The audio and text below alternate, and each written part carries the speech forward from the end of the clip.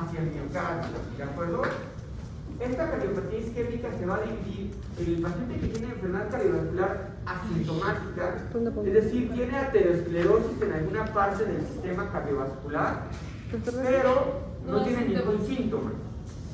Después, cuando empieza a tener síntomas que son estables, y entonces el paciente tiene angina crónica estable, y estos síntomas son reproducibles, son constantes, todo el tiempo los está sintiendo el paciente, y los podemos, digamos que, predecir, ¿de acuerdo?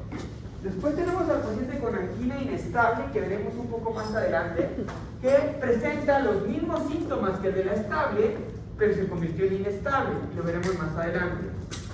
Eventualmente, dentro del espectro de la cardiopatía isquémica, tenemos al paciente que llega a muerte súbita, ¿de acuerdo? Y también tenemos al paciente que tiene un infarto agudo del miocardio, los que tienen elevación del segmento ST y los que tienen un infarto sin elevación del segmento ST. ¿Dudas? Los que están en rojo, que son la angina inestable y el infarto agudo del miocardio con y sin elevación del segmento ST, se llaman síndromes coronarios agudos, ¿de acuerdo? ¿Dudas con esto? Esto es bien importante que entendamos esto. Ahora, de los que tienen un síndrome coronario agudo, tenemos a los que tienen elevación del segmento ST, que pueden generar un infarto no Q y un infarto Q, ¿de acuerdo? La gran mayoría de los que tienen infarto con elevación del segmento ST tendrán un infarto Q. Hay poquitos que generan un infarto no Q. De los que tienen un síndrome coronario agudo y que tienen un infarto sin elevación del segmento ST, o que, bueno, tienen un síndrome coronario agudo sin elevación del segmento ST, una muy buena parte son angina inestable, una muy buena parte hacen infartos no Q y poquititos hacen infarto con onda Q. ¿Qué es la onda Q? Es la necrosis transmural de toda la pared miocárdica. ¿Qué quiere decir? Si tengo un paciente con infarto de elevación del segmento ST y a lo mejor lo logré tratar bien, evité que hubiera necrosis transmural y entonces quedó sin Q, ¿de acuerdo? Pero hay pacientes, y los que no tienen elevación del segmento ST, la gran mayoría no generan Qs porque no son infartos transmurales y unos poquitos sí llegan a generar un infarto Q. Dime, viejo. Perdón, doctor, dijo necrosis transmural de qué pared? De la pared que tú quieras del corazón, del miocardio, ¿de acuerdo? Dependerá cuál arteria está involucrada. Gracias. ¿Dudas con estas dos diapositivas? Ok. Y les explico exactamente lo mismo, pero con una última diapositiva. Hay personas con cardiopatía isquémica que están asintomáticas, pero ya sabemos que tienen enfermedad cardiovascular isquémica. Y esto puede ser inclusive pacientes que tienen riesgo cardiovascular aumentado, ¿de acuerdo? Ahora, de estos hay pacientes que podemos hacer testeo no invasivo y entonces podemos ver a esos pacientes que tengan edad avanzada, diabetes, que tengan dolor precordial, que tengan cambios en el electrocardiograma, eventualmente o así, que tengan algunas elevaciones de algunos biomarcadores cardíacos. Y esos pueden ser personas que tienen enfermedad isquémica asintomática, ¿de acuerdo? Podemos tener pacientes que tienen dolor de pecho de nueva aparición, y esto puede ser un infarto, o sea, los que tienen enfermedad isquémica estable, pero que apenas está empezando a aparecer. De aquí hay gente que tiene de estos, que es el dolor es no cardíaco, y hay pacientes que están infartándose con angina inestable o infarto con o sin elevación del segmento ST. Estos, cuando los estudio, pueden ser anginas de bajo riesgo o pueden ser síndromes coronarios agudos. Y tengo pacientes que tienen enfermedad con muerte súbita, ¿de acuerdo? Es exactamente lo mismo que les expliqué acá, ¿ok? Ahora, todo esto ocurre porque hay alguna enfermedad del endotelio principalmente, y este es el endotelio, ¿de acuerdo? El endotelio, es decir, las venas y las arterias están integradas por tres capas, que son las túnicas. La túnica interna, media y externa, ¿de acuerdo? Y la adventicia, exactamente. Yo aquí tengo un vaso sanguíneo y aquí están los eritrocitos nadando por el medio. Y esto de aquí principalmente es el endotelio vascular. Luego tenemos las fibras de colágeno, músculo liso, y ya la capa externa, ¿de acuerdo? Pero la enfermedad está aquí adentro.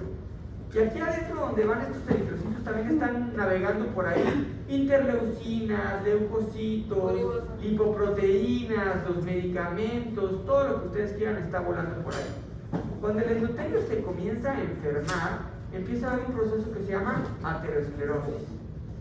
Y la aterosclerosis empieza cuando cuando el endotelio se enferma, entonces empiezan a entrar partículas de LDL que llegan hasta pues dentro del vaso sanguíneo.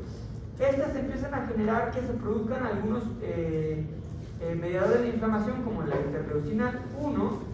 Hay migración de músculo liso, eventualmente empieza a haber, y esto se empieza a inflamar, se oxidan las LDL.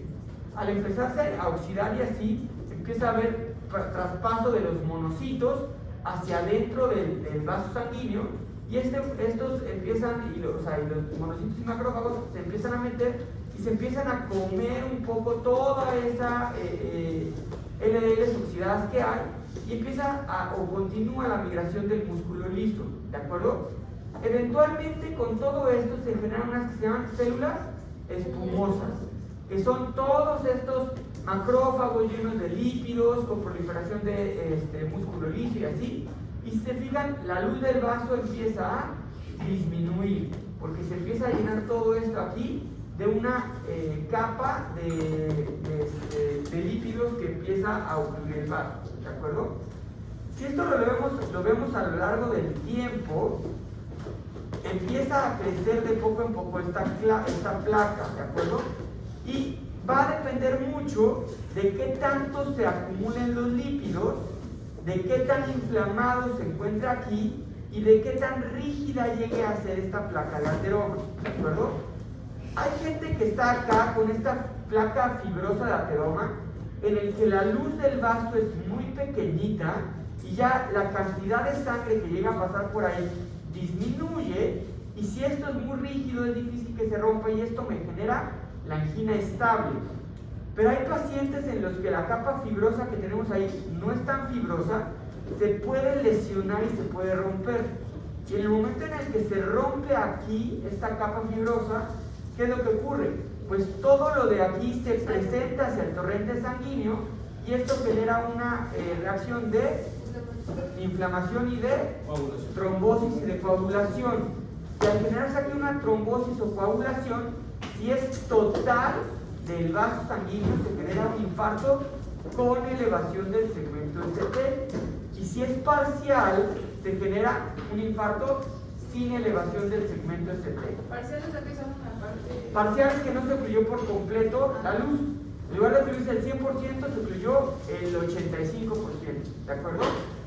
En ocasiones, cuando está así de tapada y el paciente se pone a hacer ejercicio, hay un desbalance entre el aporte y la demanda. ¿Por qué? Porque al hacer ejercicio necesito mucho más oxígeno, pero no pasa suficiente y genero síntomas de esfuerzo o de angina. Me detengo, me pongo a reposar y entonces se me quita el dolor. Eso se llama angina crónica estable. Sin embargo, hay veces que esto está tan tapadito que con pocos síntomas me empieza a doler el pecho, ¿de acuerdo? Eso se llamaría angina inestable, ¿de acuerdo? ¿Dudas al momento? Ok, entonces, hemos entendido al momento que la cardiopatía isquémica surge principalmente, pero no exclusivamente, de un fenómeno de aterosclerosis en el que la luz y el calibre del vaso sanguíneo va a disminuir. Entre el aporte y la demanda de oxígeno hacia el miocardio hay un desbalance y eso me va a generar síntomas isquémicos. Y el síntoma clásico isquémico es la angina. ¿Quién me dio clase de angina? ¿Qué grupo me dio angina? De pecho. Nadie se acuerda de qué clase me dio. Entonces, definición de angina y de dolor precordial. Definición de angina es el dolor que es opresivo, retroesternal y se irradia hacia la mandíbula o hacia el brazo izquierdo, que aumenta con el ejercicio o el estrés físico y que se quita con el reposo. Principalmente lo refieren como opresivo, como si alguien se sentara sobre el pecho, ¿de acuerdo? ¿Dudas con eso? Ahora, hay gente que puede tener cardiopatía isquémica, pero asintomática, gente que puede tener cardiopatía isquémica, pero está estable, gente que puede tener cardiopatía isquémica y morirse súbitamente, y gente con cardiopatía isquémica y que tenga síndrome coronario agudo, que se divide en la angina inestable y en el infarto con y sin elevación del sigma central. ¿Dudas? Ok. Ahora, primer caso clínico, y pongan atención. Hombre de 62 años de edad, con antecedente de hipertensión y tabaquismo, que al encontrarse reparando su auto empezó con un dolor torácico precordial opresivo sin irradiaciones.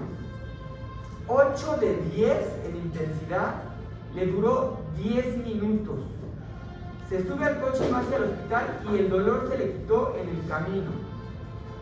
Ya el interrogatorio refiere haber sentido el mismo dolor desde hace unos 3 meses, pero esta vez fue un poco más intenso.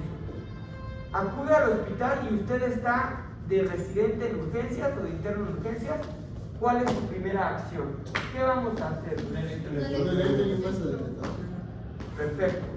Lo primero es que le tomo los signos vitales antes del electro. Tengo que saber qué tan vivo está mi paciente. Siempre primero es signos vitales. Me tardo 5 segundos en tomárselos, ¿ok?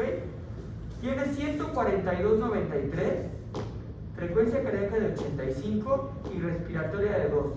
¿Qué opinan de estos signos vitales? Está alta su presión, lo podríamos definir con hipertensión grado ¿qué? Grado 1.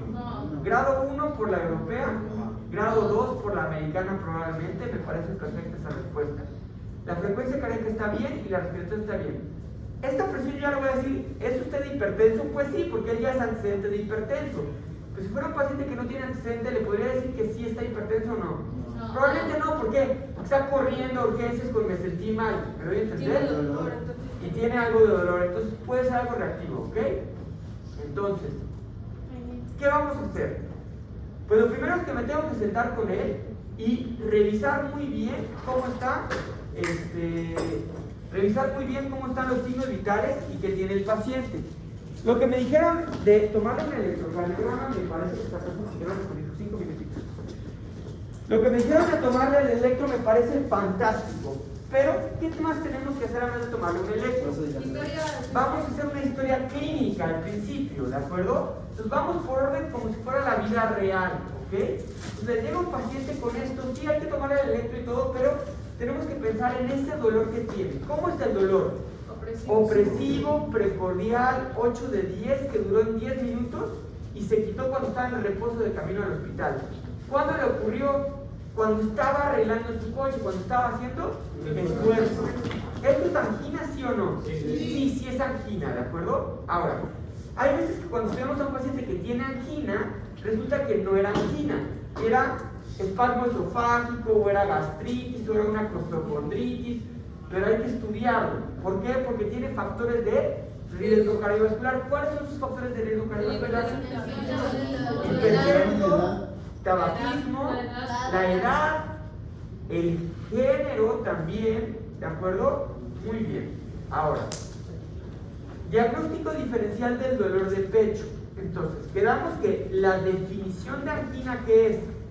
Es el dolor precordial que tiene características de isquemia miocárdica. Por lo tanto, es el dolor que es opresivo, retroesternal, irradiado hacia brazo izquierdo o mandíbula, cuello, que se acompaña de síntomas neurovegetativos. ¿Qué son esos síntomas neurovegetativos? Diaforesis, sensación de náusea, quizás vómito, ¿de acuerdo? Se desencadena con el esfuerzo o con el estrés emocional y cede con reposo o con la administración de algún nitrato. Los nitratos que quedamos que hacían son vasodilatadores que coronarios, arteriales, venosos, venosos. Lo que hacen es que vasodilatan las venas. Sí tienen cierto efecto vasodilatador coronario, pero principalmente vasodilatan las venas. Si yo vasodilato las venas, ¿qué le ocurría a la precarga? va a disminuir. ¿Y qué le ocurre a la poscarga? También va a disminuir. Yo le estoy disminuyendo el estrés miocárdico a mi paciente, ¿de acuerdo? Y por eso mejora el dolor. Y para ser estable, un dolor de angina estable, es que tiene que suceder siempre con la misma duración, la misma intensidad, con el mismo nivel de esfuerzo y que lleve sin cambios aproximadamente como un mes, ¿de acuerdo? Ahora, del dolor de pecho tenemos el dolor isquémico cardíaco, que es cuando tenemos angina típica o atípica, el dolor no isquémico, pero que también puede ser del corazón, como las arritmias, enfermedad valvular, disección aórtica, pericarditis. Las arritmias nos pueden dar palpitaciones.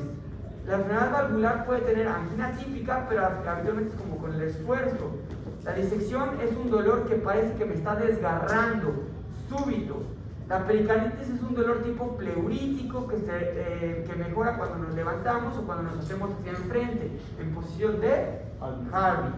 La enfermedad pulmonar puede tener dolor pleurítico, más disnea asociada, el neumotórax es agudo, y todas las diferencias del dolor precordial que ustedes me dieron, dolor precordial, ¿de acuerdo? Entonces tenemos que estar seguros si el dolor que tiene mi paciente es de tipo anginoso o no, ¿ok? Y la imagen clásica del néter es este señor en el frío saliendo del restaurante y que tiene la mano en el pecho con signo de Levin, ¿ok? Entonces, esto es la angina. Como muy bien me dijeron, lo primero que tengo que hacer es tomarle un electrocardiograma. Ya le tomé los signos vitales e interrogué un poco mejor a mi paciente y sé que es hipertenso, creo que era diabético, dislipidémico, tabaquista, 62 años, masculino, que viene por un dolor típico de angina y le tomo un electrocardiograma. Este es su electro. Entonces, ¿quién me lo describe? Y un ritmo sinusal.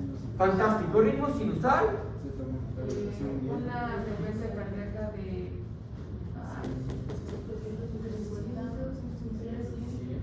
75. Como el 75 me parece bien.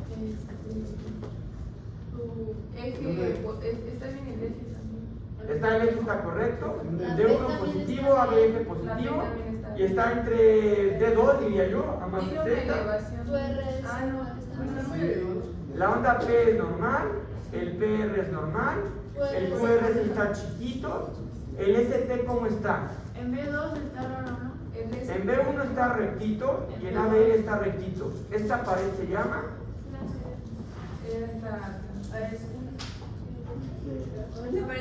lateral alta. D2 está rectito, D3 está rectito y ABS está rectito. Esta es la pared inferior. B1 está rectito, B2 está rectito, esta es la pared. B3 y B4 están rectitos, esta es la pared anterior. B5 está rectito y B6 está rectito, esta es la pared lateral baja, ¿de acuerdo? Esto necesito que se lo sepan súper bien, ¿de acuerdo? Entonces es un electro bastante normal.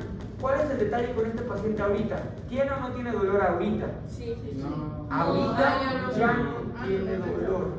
Tuvo dolor, ¿de acuerdo? ¿Dudas al momento? Perfecto. Ahora sí empezamos la clase. Introducción de cardiopatía isquémica. La definición de la cardiopatía isquémica es cuando hay un desbalance entre el aporte de oxígeno y la demanda de oxígeno. Esto puede ser por alteración del flujo coronario, como aterosclerosis, trombosis, vasoespasmo. Puede ser por alteración del contenido de oxígeno, es decir, hipoxemia o anemia, o puede ser alteración de la autorregulación que tenemos en los vasos sanguíneos y qué tanto se están vasodilatando. Y eso se llama angina microvascular. Esto es alteraciones del aporte. También podemos tener alteraciones de la demanda. Y de la demanda puede ser por hipertrofia del ventrículo, puede ser por sobrecarga, puede ser por arritmias, puede ser por hipotiroidismo o hipertiroidismo, y puede ser por aumento de la frecuencia cardíaca, a lo mejor por uso de alguna droga simpaticomimética, ¿de acuerdo?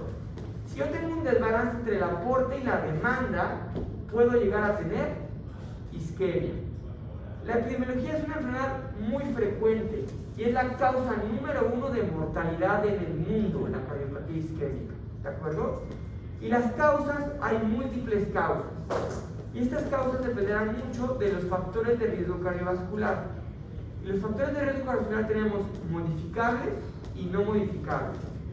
Los no modificables son el género masculino, la edad, hombres arriba de 45 años de edad o mujeres en la posmenopausia, y cuando tenemos antecedentes familiares de cardiopatía isquémica precoz, es decir, tenemos algún familiar que haya tenido angina o infarto, hombres antes de los 55 y mujeres antes de los 65.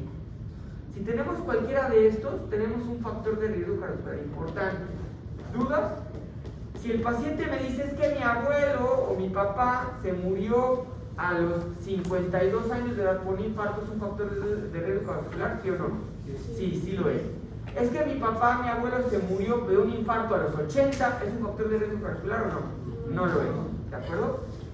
Y los modificables, los que están claramente establecidos como factores de riesgo, que son el tabaquismo, la hipertensión, la diabetes, la dislipidemia con LDLs aumentados y HDLs bajos, obesidad principalmente central y el sedentarismo, y otros que pueden ser, que todavía no estamos seguros, que tengan hiperparatiroidismo, artritis reumatoide, genes, alteraciones de la proteína C reactiva, lipoproteína minúscula y otros. Artritis reumatoide sí es ya un factor de riesgo claramente establecido, ¿de acuerdo? Las enfermedades sistémicas inflamatorias claramente lo son, ¿de acuerdo? ¿Dudas con esto? Si estos son modificables, en estos puedo incidir más que en estos, ¿de acuerdo? Porque estos no los puedo cambiar. Entonces tendré que tratar con mi paciente cuando se enfrente conmigo, haré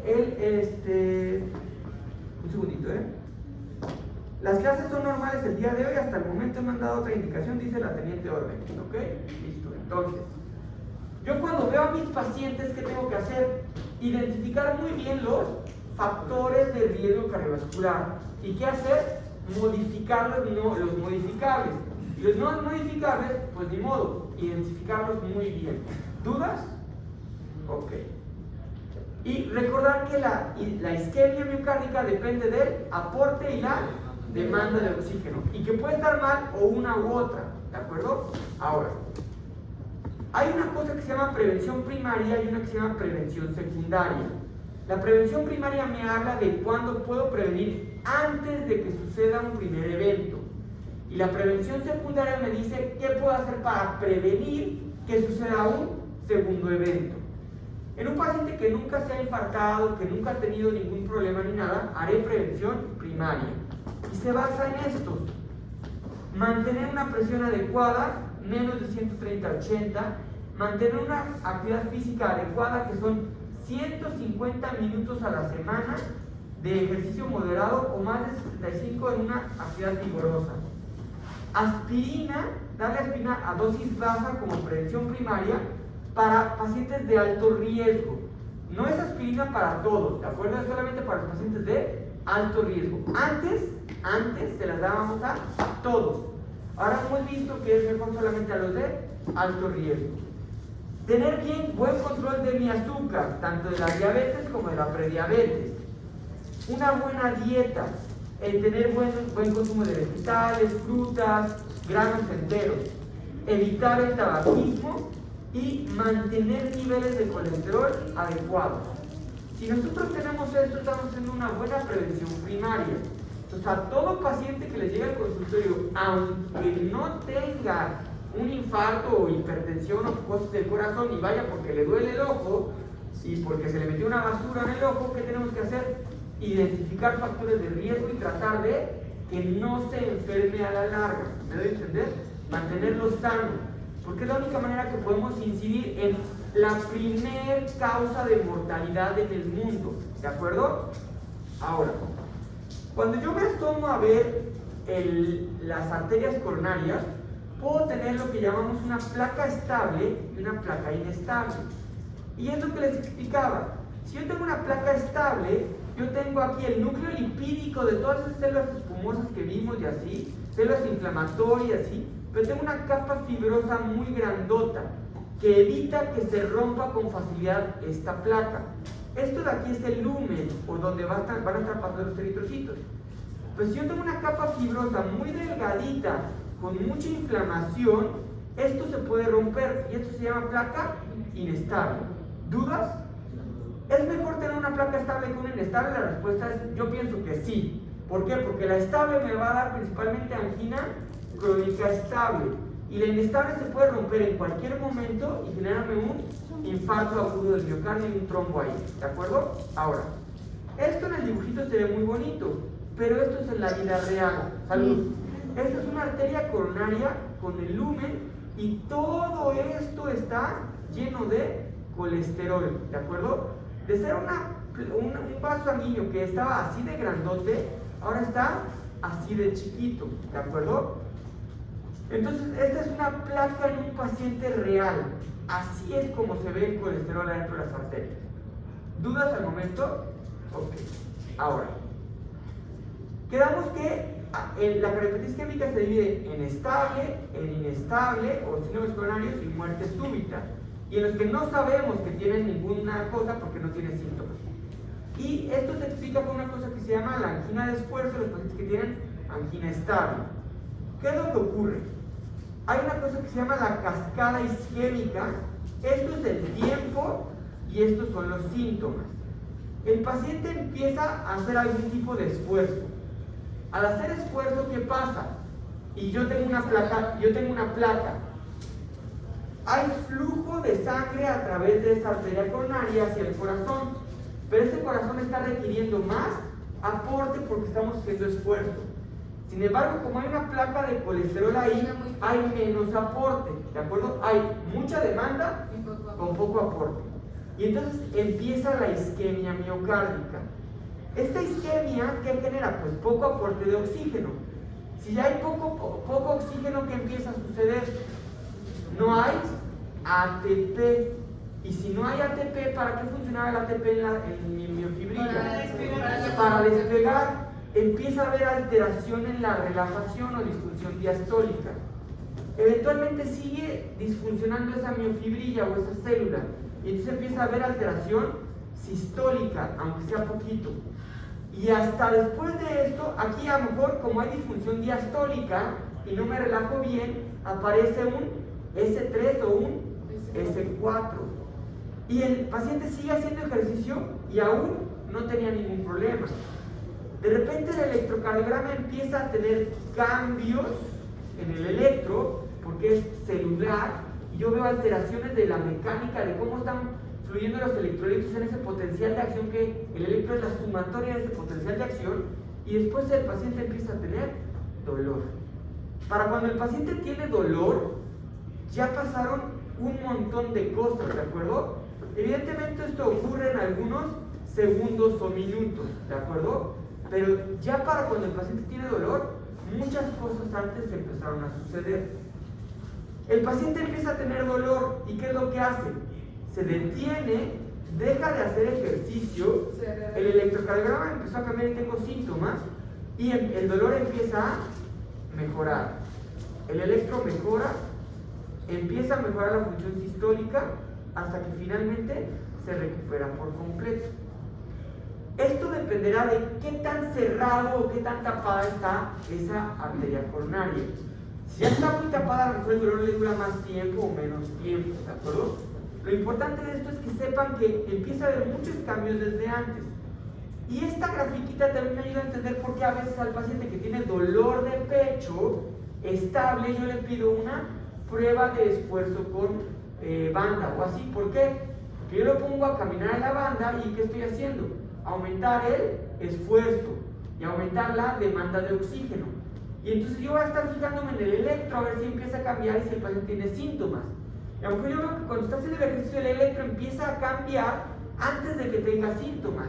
Y después ya me dice que le empieza a doler el pecho, detengo la prueba, porque es una prueba positiva para isquemia positiva. ¿De acuerdo? ¿Dudas con esto? Ahora, hay dos conceptos que es importante entender a veces. ¿Se tienen que ir algo así? Va, entonces los veo ahorita que regresen. ¿Ya sabes ahorita?